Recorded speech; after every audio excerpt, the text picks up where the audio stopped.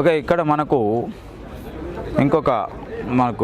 విముక్తి బాటలో గుమ్మడివెల్లి రేణుక వ్యాసాలు మెడ్కో బీడి దమయంతి సమగ్ర సాహిత్యం సంపెటి 3 మనకు ఇక్కడ విరసం వాళ్ళు వచ్చేసిన పుస్తకం కనిపిస్తుంది. ఈ రేణుక అంటే ఈమె ఒక విప్లవ పత్రికలకి ఈమె ఎడిటర్గా పనిచేసింది. సుమారుగా ఒక 15 పత్రికలకి ఎడిటర్గా పనిచేసింది. తర్వాత ఈమె దండకారణ్యంలో నడిచిన జనధన సర్కారులో ఈమె సాహిత్య రంగాన్ని చూసుకున్నామే. తర్వాత ఈమె ప్రజలకి వెళ్ళి వాలంటరీగా పనులు చేస్తూ వాళ్ళ బాధలు, వాళ్ళ సాధక బాధల మీద ఆమె అధ్యయనం చేసిన ఈమె రేణుక. ఈమె చాలా అనారోగ్యంతో ఉంటే ఒక ప్రాంతంలో ఉన్న విషయం తెలుసుకొని మరి పట్టుకొని చంపి వాళ్ళు ఎన్కౌంటర్ కథలో ఎప్పట్లాగానే ఎన్కౌంటర్ కథగా ప్రచారం చేయడం జరిగింది. ఆమె రాసిన వ్యాసాలు, పాటలు, తర్వాత కవితలు ఉన్నాయి. ఇందులో ఈ మెడ్కో విముక్తి బాటలో గుమ్మడివెల్లి రేణుక వ్యాసాలు ఉన్నాయి. కావాల్సిన వారు ఎవరైనా మన వాళ్ళు చదవాలనుకుంటే వచ్చి ఈ పుస్తకాన్ని కొనుగోలు చేయొచ్చు. ఇంకా ఇక్కడ మనం ఇంకో విషయం, మణిపూర్లో హింస మనకి ఇక్కడ కనిపిస్తుంది. 3వసారి బీజేపీ అధికారంలోకి వచ్చిన తర్వాత మొత్తం భారత ప్రజలంతా హింసలో ఎంత బాధపడుతుండ్రో మనం గమనిస్తూనే ఉన్నాం. మణిపూర్లో దారుణంగా చంపబడతా ఉన్నారు. 2 వర్గాలకు విభజించి ఒక వర్గానికి పాలకులే మద్దతిస్తూ అక్కడ దాడులు జరుగుతున్నాయి. అసలు అక్కడ ఏం జరుగుతుంది దాని మీద వ్యాసాలు అయితే వచ్చినాయి. మిత్రులారా, మీరు ఇలాంటి తెలుసుకోవాలంటే ఈ యొక్క 168, 169 స్టాల్కి వచ్చి అట్లయితే మీకు ఈ పుస్తకాలు దొరుకుతాయి. ఇదా అదేవిధంగా ఇక్కడ మనకు గోనె గన్నారెడ్డి కాకతీయ చారిత్రాత్మక నవల గోనె గన్నారెడ్డి రాసిన పుస్తకం కూడా మనకు కనిపిస్తుంది. అన్ని రకాలకు దాదాపుగా ఈ కాకతీయాలకు సంబంధించిన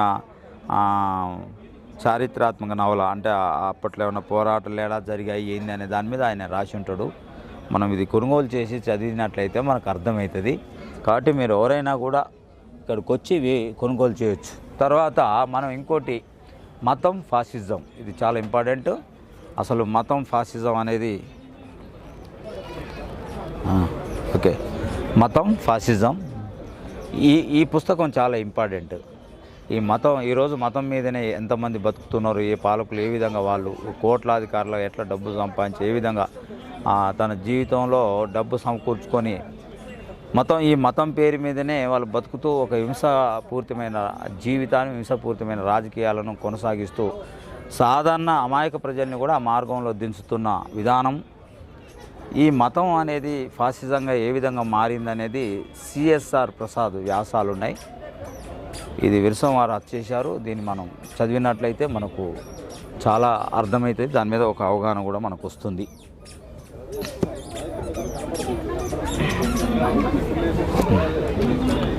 అదేవిధంగా ఇక్కడ మనకి ఇంకా కాశ్మీర్ బహిరంగ చెరసాల. ఇక కాశ్మీర్ అంటేనే తెలుసు కదా, ఈరోజు బయటకు తిరగని పరిస్థితి, అడుగడుగున పోలీసు నిర్బంధాలు, ఇవన్నీ మనం రోజు నిత్యకృత్యం చూస్తూనే ఉన్నాం. అన్ని పత్రికలలో, టీవీ ఛానల్లో చూస్తున్నాం. ఈ మధ్యన గోధి మీడియా వచ్చిన తర్వాత వాస్తవాలు బయట ప్రపంచానికి అయితే రావట్లేవు. కానీ సరే, కొంతమంది అయితే పనిచేస్తూ ఉన్నారు. వాళ్ళు ఇచ్చిన సమాచారం ప్రకారం మనకు తెలుస్తుంది.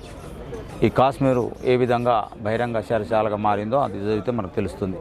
ఇక్కడ మనకి వరవర్రావు కవిత్వం మనకు కనిపిస్తుంది. వరవర్రావు రాసిన కవిత్వం 1957 నుంచి 2017 వరకు ఇందులో వ్యాసాలు ఉన్నట్టుగా ఉంది. ఇది మనకు చదివినట్లయితే దాదాపుగా తెలుసు కదా, ఆయన జీవితమే విప్లవోద్యమానికి అంకితం అయిపోయింది. ఇప్పుడు ప్రభుత్వం పట్టుబట్టి మరి కక్ష సాధింపు ధోరణితో ఇప్పుడు అతన్ని తీసుకెళ్ళి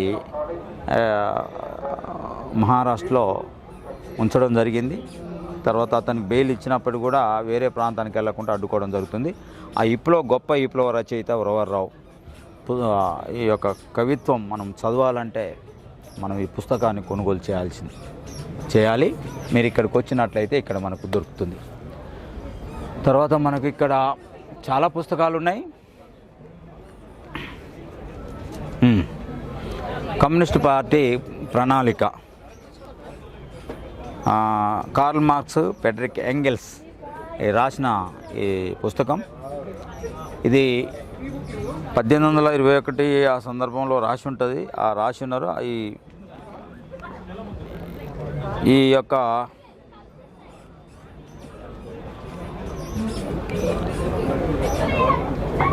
1848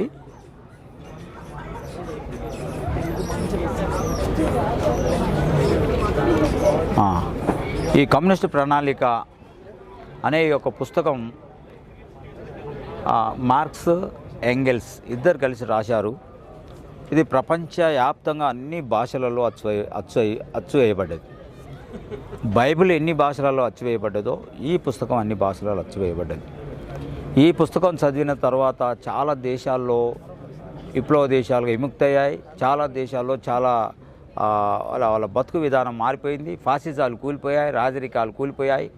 కనీస ప్రజాస్వామ్యం బతకడానికి కారణమైనది ఈ పుస్తకం. ఈ పుస్తకం ప్రతి ఒక్కరూ చదవాల్సిందే. కమ్యూనిస్ట్ ప్రణాళిక. మరి ఈ కమ్యూనిస్ట్ ప్రణాళిక కమ్యూనిస్ట్ పార్టీ ప్రణాళిక ఇది దొరకాలంటే ఇది ఇంటర్నేషనల్ కమ్యూనిస్ట్ పార్టీల కోసం రాసిన పుస్తకం అప్పట్లో. కాబట్టి ఈ పుస్తకం చదవాలంటే ఈ స్టాల్కి ఏది 168, 169 విరసం స్టాల్కి వచ్చినట్లయితే మనకి ఈ పుస్తకం దొరుకుతుంది. ఇక్కడ చూపించు. మనకి ఇవన్నీ చాలా పుస్తకాలు ఉన్నాయి ఇక్కడ. ఆ లోపల మనం చెప్పిన పుస్తకాలు కూడా ఇంకా కొన్ని ఉన్నాయి. శాంతి చర్చలు ప్రజాస్వామిక అన్వేషణ, ప్రొఫెసర్ జి అరగోపాల్ రాసిన పుస్తకం అయితే మనకు ఇక్కడ కనిపిస్తుంది. ప్రస్తుతం శాంతి చర్చలు అని ప్రజాస్వామికవాదులు మాట్లాడుతున్నా కూడా పాలకులు పట్టించుకోకుండా క్రూరంగా దాడి చేస్తూ వందల మంది ప్రాణాలు తీస్తున్న విధానం మనం చూస్తున్నాం. ప్రజాస్వామికవాదులు, మేధావులు మనిషిని చంపే హక్కు ఈ దేశంలో కాదు ప్రపంచంలో ఎవరికి లేదు. కాబట్టి ఆ విధానం మంచిది కాదు. ఆ విధానాలు మానుకోవాలి. కనీసం చర్చలు జరిపి చర్చల ద్వారా సమస్య శాంతికరమైన వాతావరణం సృష్టించాలని చెప్పేసి అతను ఆ పుస్తకం రాశాడు. ఇక మనం ఇక్కడికి వద్దాం. ఇది ఒకసారి చూపి. మనం ఈ ముందడు కూడా ఒక స్టాల్స్ ఇట్లా బుక్స్ పెట్టారు ఒక టేబుల్ మీద. స్టాల్లో 2 స్టాల్లో అటు ఇటుగా పెట్టారు. తర్వాత మధ్యలో మనకు ఈ టేబుల్ మీద కూడా కనిపిస్తుంది. మనం ఇక్కడి మనం చెప్పుకుందాం. ఇక్కడ మహిళ లేని ముఖ్యమైనవి మాట్లాడదాం. మహిళ లేని చరిత్ర లేదు. భారత ఉద్యమంలో మహిళలు వి గారికి రాసిన ఓ పుస్తకం మనకు ఇక్కడ చూడొచ్చు. తెలంగాణ సాయుధ పోరాటం నుంచి మొదలు పెడితే ఇప్పటి వరకు మహిళలు విప్లవోద్యమంలో పాల్గొన్న కొన్ని ఫోటోలు అయితే ఇక్కడ మనం కనిపిస్తున్నాయి. ఆదివాసీ జీవిత చరిత్రలో, తర్వాత ఆదివాసీలలో ఉన్న మహిళా పోరాటాలు కూడా ఆ ఫోటోలు ఈ పుస్తకం మీద కనిపిస్తున్నాయి. మనం ఇది చదివినట్లయితే మనకు అసలు ఏముందో అర్థమవుతుంది. అదేవిధంగా మనకి ఇక్కడ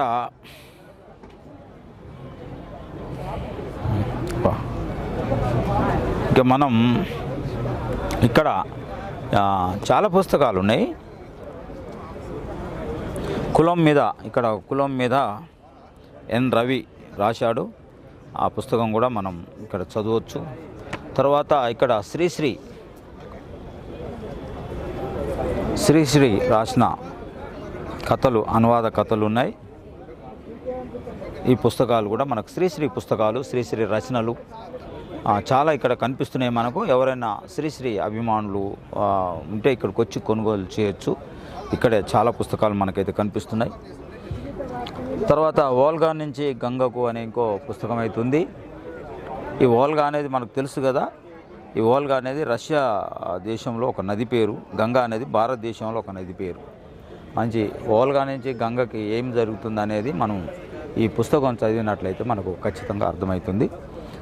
తర్వాత చాలా ముఖ్యమైన పుస్తకాలు మనకి ఇక్కడ కనపడుతున్నాయి. 30 ఏళ్ల దండకారణ్య సాహితీ సంస్కృత్యోద్యమ చరిత్ర. మనకు ఇక్కడ జన్నాట్య మండలి ఏ విధంగా ఉందో అక్కడ కూడా వాళ్ళకి వాళ్ళకు కూడా ఒక మంచి ఉంది కళాకారులది.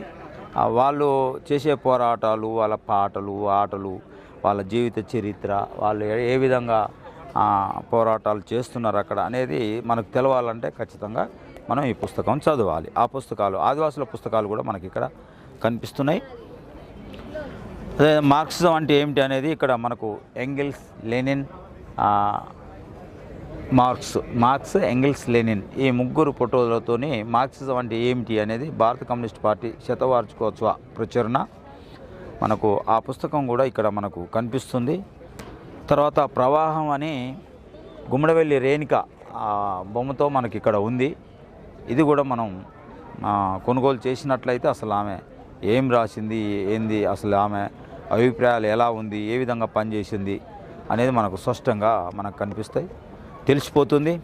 తర్వాత ఇంకోటి చాకలి ఐలమ్మ జీవిత చరిత్ర అంటే చాకలి ఐలమ్మ ఫోటోతోని ఇక్కడ మనకు కనిపిస్తుంది. తెలంగాణ రైతాంగ పోరాట భూమిక చాకలి ఐలమ్మ అనే పుస్తకం కూడా మనం ఇక్కడ చూడొచ్చు. అదేవిధంగా విప్లవ విద్యార్థి ఉద్యమ ప్రస్తావనం అనే దాని మీద పుస్తకం అయితే ఇక్కడ ఒకటి మనకు కనిపిస్తుంది. 50 years అనే దాని మీద ఇక్కడ మనకు ఉంది. మరి 3 స్టార్లు ఉన్నాయి. ఇది చదివితే కనుక మనకు అర్థమవుతుంది. దాదాపుగా అన్ని పుస్తకాలు ఇక్కడ మనకు ఉన్నాయి.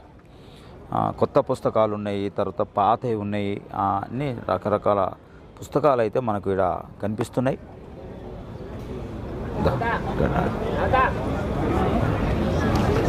వాళ్ళని నేను అడుగుదాను.